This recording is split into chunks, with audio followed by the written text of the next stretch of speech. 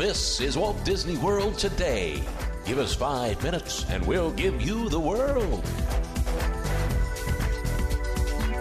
It's Wednesday, December 28th, 2005, and this is episode number 42 of Walt Disney World Today. I'm Matt Hochberg from MGMstudios.org. On the panel today, we've got the man behind MouseWorldRadio.com, Mike Newell. Welcome, Mike. Hi, Matt. Thanks for having me. Anytime. And, boy, it's 3 in a row, Mike. What's wrong? Well, the transit strike has kept me home.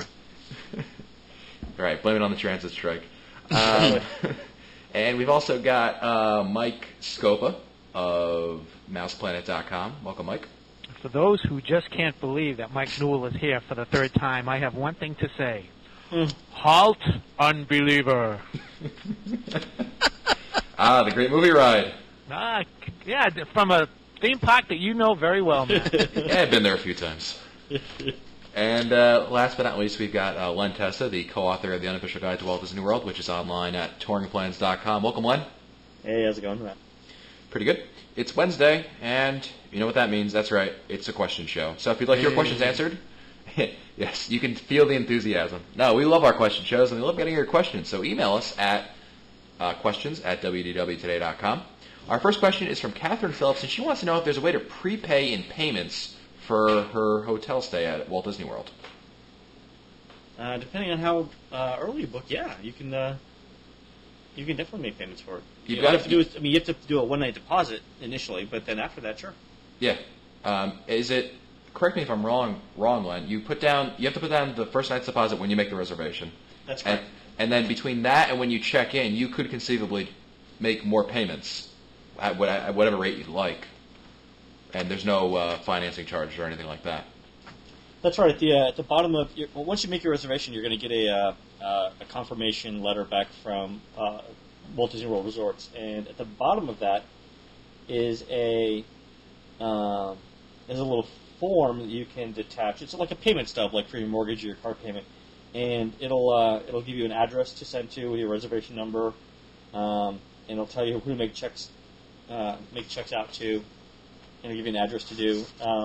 It'll tell you how to remit payments on the back. Yeah, I mean, there's just a normal, regular process. The only thing you can't post-date checks. But it gives you an address to send to and everything. You should be fine. You can do it checks. You can do credit card deposit payments. Whatever you want. Great. Our next question comes from Tony Rice, and Tony wants to know what discounts are available on Disney cruises. I'm a AAA member and a Disney Visa card holder. Is booking through AAA to get their discount and putting it on my Disney card, which will get $50 on board credit and 6 months of no financing interest, the absolute best I can do? And, well, let's answer that and we'll go to the next part of the question. What's the best way to get... Are there any other better discounts than AAA and the Disney Visa card? It's standard discounts. No, I don't think so. There are some rates for Florida residents. There's also, I would also recommend, I'm obviously looking through, your usual Expedias and Travelocities and all that. Cruises are really a big thing that they push on those sites. Although once you do that, get an idea of what your best kind of rate is, and then call up some travel agents where you can really, there is a discrepancy in prices, unlike say rooms at Walt Disney World. Cruises, you can, especially if you're a little bit ahead of, out ahead of your sailing date, you can find. I know I was looking for when I went on my first cruise. I called a few different travel agents, and there were varying types of prices that I got. So I ended up saving about $100 or so per person from the what was originally my original price from say Expedia. So what are they doing? They're just kicking back some of the commission to you?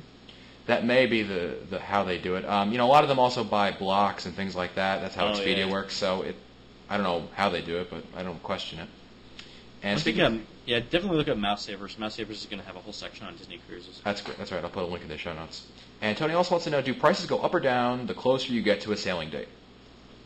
I think it depends on the date. Sure. It depends on the demand for the sailing. I think Expedia often gets last-minute cruise deals. Mm-hmm. But that assumes that there are rooms to be sold. Right. So, I mean, if you're going at it during a popular time, like I looked last year to go during spring break, and there were Yeah, there were no discounts available at all, and I was looking like 6 months out. Wow. So, yeah, it depends on the season and the cruise you're looking for. Our next question comes from John from St. Louis, and this is to Mike Scopa. He writes, as an obsessive Super Disney nerd, I am a huge fan of the show and look forward to each new installment. While I can see that there are merits to Disney's Animal Kingdom, like you and Mike, or Matt rather, I frequently find myself making jokes at the park's expense. It's simply too easy. Some people call it a half-day park. I call it an hour-and-a-half park. We need to have John from St. Louis on the show far more often. Anyway, I enjoyed the recent episode regarding Animal Kingdom, and it inspired a question that I thought I would pass on to you and the other hosts. It's generally accepted by a large number of people that Animal Kingdom is an inferior park, but what do you think would solve its problems? If put in charge and given the resources, how would you guys fix Animal Kingdom? Musketeer Tom from Lee Summit, Missouri also wanted to know why we hate Animal Kingdom so much. So let's start off with Mike Scopa. Mike? Well, I think we talked about this a couple of episodes ago. I think Len actually made the best point when he said, when you start looking at Expedition Everest and they start developing Asia, that's going to help. There's no doubt in my mind that if they did something with Dinorama, whatever, that would help. I think that particular small nuclear warhead. There's just not enough to do at that park. Yeah, it's an animal park. It's not a zoo, whatever. It just seems like there's just not enough attractions there, and I have to think that that's why they put that Hester and Chester area there, because they just don't have enough to keep everybody occupied in there. And that's why it's a half-a-day park, or as John said, a 90-minute park. There's not that much to do. I mean, when I go in there, it's I'll do Festival of the Lion King, I'll do Tarzan Rocks, maybe I'll do Dinosaur, maybe I'll do It's Fun to Be a Bug, maybe I'll do the Safari. I'm out of there noon. Yeah, it's just that they need to do that. And what was that there's one part of that park. What was it called? Mystical Kingdom or Beastly Kingdom? Beastly Kingdom, right? I mean, we've been waiting for that for years. What's going to happen with that? For the mythological animals. Exactly. I gotta disagree with you guys. I like the Animal Kingdom. I think I've compared it to the theme park equivalent of Angelina Jolie. I think it's really it's exotic. It's I don't like her either. It's good from any angle. But yeah, it needs a couple of things. It needs a decent sit down restaurant. It needs a few more either attractions or exhibits. I think Conservation Station would be really, really cool if it wasn't a train right away, because no one goes to that. Exactly. If they could do a walking path to it, I think that you'd get a whole lot more people there. And Everest is only going to help. However, my concern there is that even after Everest, there's still not going to be enough to do. I mean, there's only so many times you can ride it. We'll see how that goes. Yeah, that's what I mean. People are saying, once Everest opens, it'll change your tune. But I mean, means we'll have another hour in the park, but we're still out by lunchtime. I think what we're all saying is more quality attractions, not Chester and Hester areas. They could fix again. I think the walk to Conservation Station would be if they did it right with some theming and stuff, that would go over a long ways, and that's cheap. That's inexpensive. They just hate having to wait for a train. Yeah. So more attractions, more dining options. At a boat ride. At a boat ride. They had a boat ride. I know. Wow. Well, that was a terrible boat ride. It's a good thing they got rid of it. It was quite possibly one of the worst attractions ever in Walt Disney World. Until last year. I mean, and given the choice, I'd probably spend the day there rather than the studios. But I don't really love the studios. Ooh. Oh my God. I know. I'm just saying. Be still, my heart. This is Glenn's last show. It'd be like somebody insulting Epcot to me. That's it. I'm off this show. That's it. We're gonna replace Glenn with John. We'll get John from St. Louis on the show to replace Glenn. And the other thing I would say, just add one more thing to this and move on to the next question, is that they also need to get off their education high horse that they have. I like the education thing. I disagree. If it didn't work in Epcot, it's not going to work in Animal Kingdom. It does work in Epcot. You just don't understand it. I forgot how much I learned on Soarin' and Mission Space. We're going to gear everything to freaking 8-year-olds, man. Anyway, our next question comes from Josh of Woodbury, Connecticut. He says, any ideas when Phase 2 of the Living Seas refurb will be complete? Oh man, second half of 2006 is what I heard, but that might be pessimistic. Let me see. It might be like They're actually putting track down to bring the ride back, and they're extending it out like 90 feet. So they're ditching the movie theater, from what I understand. We've heard the last of Kathleen Turner's "In It Rained." The In it rained. In it rained. The deluge. And the way she says chemosynthesis was just so classic in there.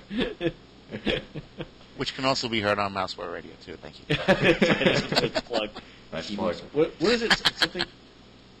And then they're going beep, with the sonar beep, and the pictures are flashing beep. Chemosynthesis, just classic. Like 6 people watching the movie, everyone's else going to the hydrolators. Which I thought moved. I can't believe the hydrolators do not move. Right. Oh, I didn't tell you guys this. So it's me and Hochberg, right? And he's like, yeah, my ears were popping every time I went in that thing. I'm like, what are you, stupid? At first I thought he was like being sarcastic, and I'm like, wow, he's pretty clever. Then I realized he was serious. I'm like, you're an idiot. He's like, yeah, my ears popped every time I went in there. I can't believe that why? Here's what I'm saying. If it doesn't move, why put you in there? I didn't know that. Oh my god. It was part of the commercial. When you go in there, they said, who was sponsored at the time? Not Otis Elevator. What was the name of that company? You walked in and said, welcome, as Otis Elevator presents, or whoever. It just seemed totally, why would they put an elevator if it doesn't go anywhere? I don't know. It just, I figured You understand out, that when you're on Peter Pan, right, that you're not actually flying over London then, right? Yes. Okay, that I figured out a few years ago. But this year, I realized that someone burst my bubble and said that hydrolators do not go anywhere, which was a shock to me. Classic. Same thing at Disney Quest too. You're not really steering when you're on the Tomorrowland Speedway. Yes. Yeah, all right. Yes. Okay, go ahead.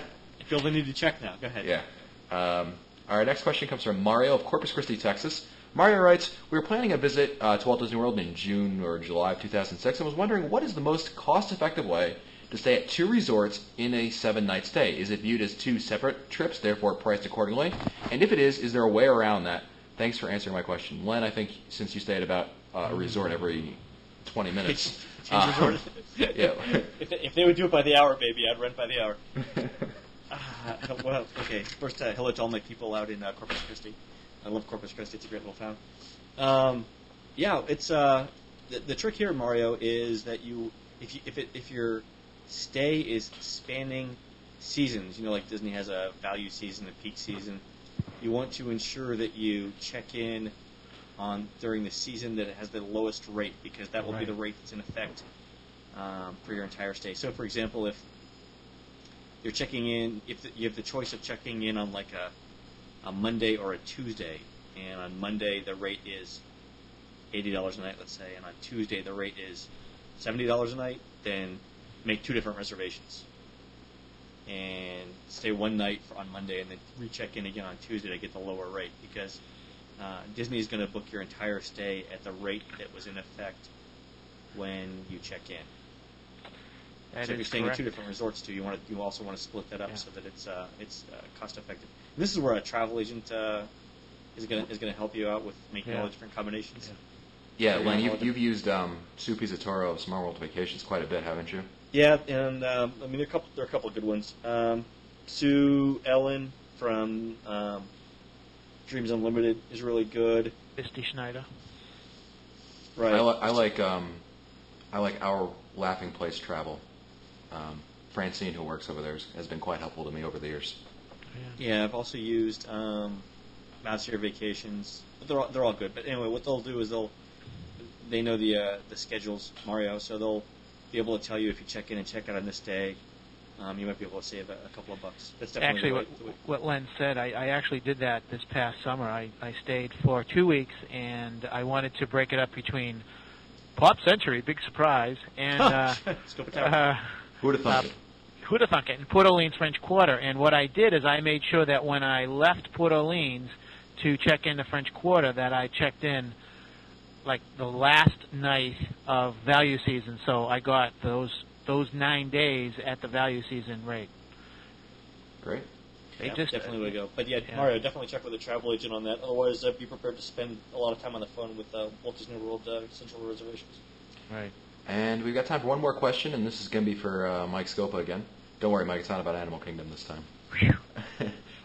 Jeff, it's cold in here in Michigan, Willemstein, writes to us and says, I hear you talk occasionally about where to run when visiting Walt Disney World. I'm going to be there in April, staying at Old Key West Resort, and wondered about good places to run. If you get out early enough, can you run on the cart paths around Lake Buena Vista Golf Course? Are there paths around Walt Disney World designated for biking, walking, fitness?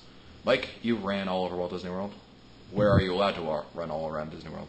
Well, the first thing to do is when you check in to ask for a resort map and see if on the resort map there are bike paths or jogging paths that they recommend.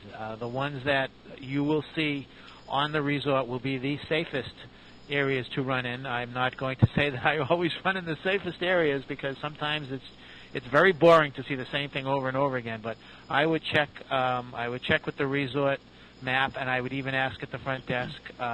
They may indicate that there are some areas that they don't want you to run in, and that might be something that you need to be aware of. I'm not that familiar with Old Key West, so I really can't comment around there. Len, have you? I've actually done it. Actually, when I stayed there a couple years ago, from the check-in point to I think the main road is Peninsular Road. The main road that goes like all the way around. That follows the lake, and it branches off into South Point Court, Boulevard, Way, Avenue, something. But Peninsula turns into South Point, and I think there and back has got to be at least a mile. So it's got to be more than a mile. It's just a hike, man.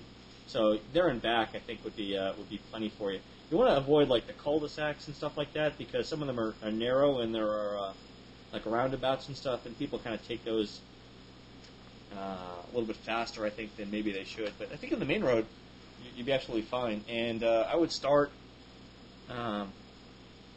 wherever you want and head up towards the guard station because you can get by the check-in point. You can stop off and grab a beverage or something and run along the water there for a while.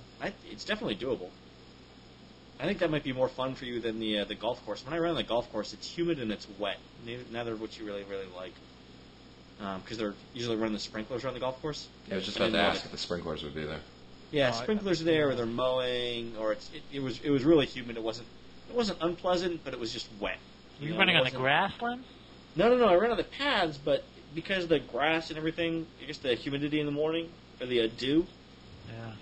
It was just really it was more wet than I would have liked. I prefer running on the. And remember, if you're running around somewhere and you run into an alligator, you got to run zigzag to get away from it. Yeah, zigzag. That's right, because they run fast straight ahead. Yeah. But I think you shouldn't have any trouble running. And I would hesitate to call what Scopa does actually running, but anyway, go ahead. Oh. 2 weeks. 2 weeks. 2 weeks. 2 weeks, baby. 2 weeks, baby. All right. We'll see. All right, well, how's your running coming along? I was doing 10:35 yesterday for about 6 or 7 miles. That's really good. I don't know if that'll be my pace, but that's what I was doing yesterday. I ran a little bit at an 8:30 pace today. I did 3 miles at an 8:30 pace. So we'll see. We'll see. Well, yeah, I'm not keeping that up for 13 miles, but we'll. Me neither. Well, that's it for us today. This has been episode number 42 of Walt Disney World Today. You can visit us online at www.today.com. You can email us at questions@www.today.com. We've got new shows on Mondays, Wednesdays, and Fridays. So yeah, that's our show. So for Len Testa, Mike Scopa, and Mike Newell, I'm Matt Hochberg. We'll see you on the next show.